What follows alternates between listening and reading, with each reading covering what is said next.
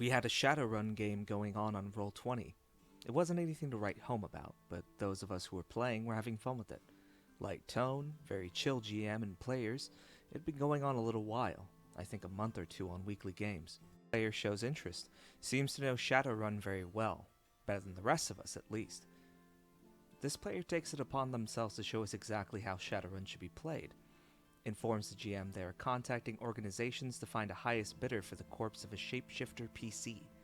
GM doesn't know how to handle this sort of problem yet, and fails to put a stop to it then and there. New player starts combat with the group, rolls real good. Their min-max street samurai makes short work of the rest, as no one has a chance in even a fair fight. This is at the end of session 1 with that new player. It was the end because that new player killed the rest of our interest in the game. They were kicked out, but the damage was done. Also, they posted a story on a subreddit under another name, post titled Story Time with That Guy, wherein they decided the story wasn't exciting enough and embellished some of the details, used unflattering terms about our group, and crowed, in essence, about how they showed us how the game is really played. I added comments regarding every detail that they posted incorrectly, as a way to make it more boring, or to at least discredit them.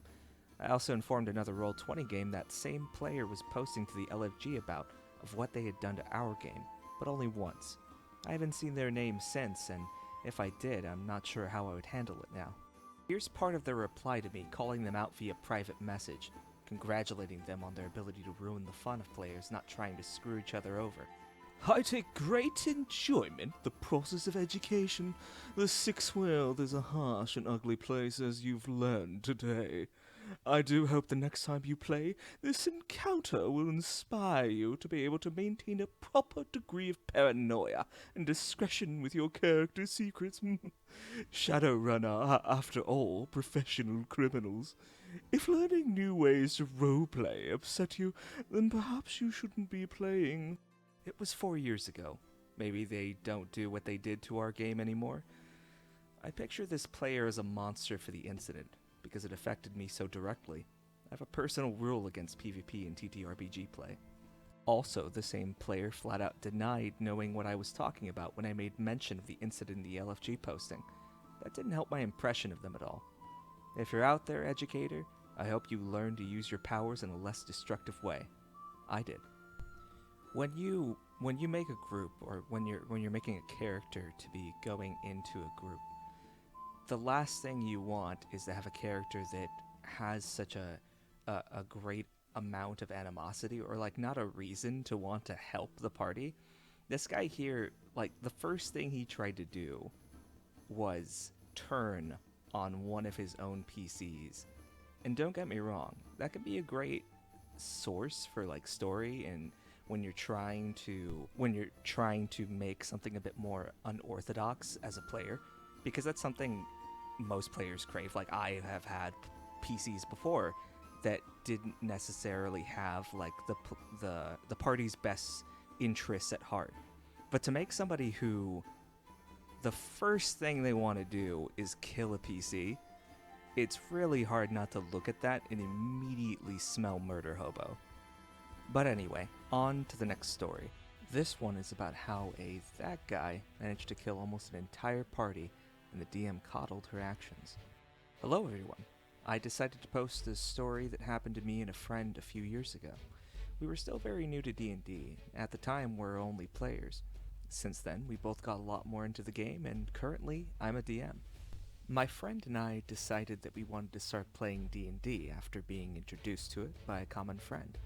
We were still quite new to the whole concept and thought it would be interesting to join a game in a local game store. To be honest, it was a little difficult to find a proper table, as my friend was a bit uncomfortable being the single woman in a table, but eventually we found one. The DM was supposed to be an experienced dungeon master, and he wanted to run a homebrew campaign, which was quite interesting. The campaign was based on this subterranean world where the humanoid races had to flee the surface due to some circumstances that I don't quite remember right now. As the cast of this story, we have me as the barbarian, my friend as the cleric, another random addition to the group as the rogue, and lastly a friend of the DM as the sorcerer, who was the other woman of the party. The DM decided to start the campaign with us at level 5. While we told him my friend and I were inexperienced, he said it would be not a problem at all, and on hindsight, we should have taken that as the first red flag, but we just went through with it. The first session started with us being hired by a noble family to delve deep into the Underdark and recover an heirloom of one of their long-lost mansions. The adventure itself was quite interesting. However, we did notice that throughout the session, most of the spotlight was set on the sorcerer. She would actively try to do everything, and even take someone's ideas as her own. At one point, she even said she would unlock a door, even though we had a rogue that specialized in thieves' tools for our group. At the time, we didn't mind at all, and thought it was just her personality. We were having some fun, so we decided to let it go.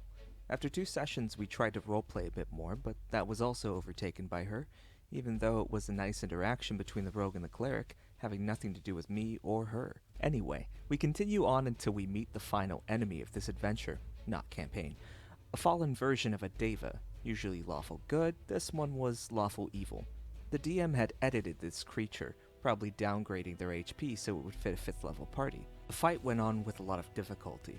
Even raging, the creature did heavy hits to my barbarian, but we seemed to be on our way to win the fight. Then, something happened. The sorcerer announced her actions, when most of us were close to the enemy. Oh god, I see what's coming next. The rogue and myself were melee, and the cleric had to go in to heal the rogue with cure wounds.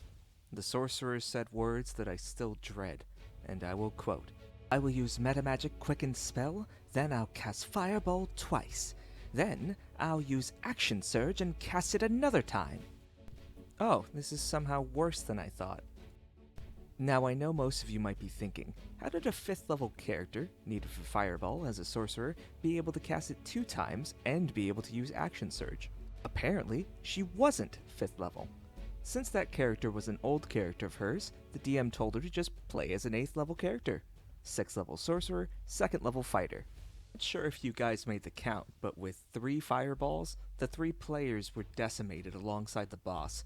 We already took a lot of damage, and most of us were unlucky enough to fail the dex save. I wasn't a barbarian, so no resistance for fire damage. So we were all killed in action, and since this woman didn't have Revivify, we asked why the player had done that, and we even asked the DM what that was all about. The woman just replied, "It's what my character would do. She completed the mission. It doesn't matter if she lost allies along the way." After that session, the 3 of us got up and quit that campaign. Much to the DM's dismay, as he started saying we were being childish, and he would put us in the blacklist of the game store, so no one would run games for us. That was our first introduction to D&D, and it could have killed our interest in it. Luckily, however, we found another DM, who was amazing and taught us all the way from level 1, and got us hooked. But every time I remember that story, I still get chills. Cheers, everyone.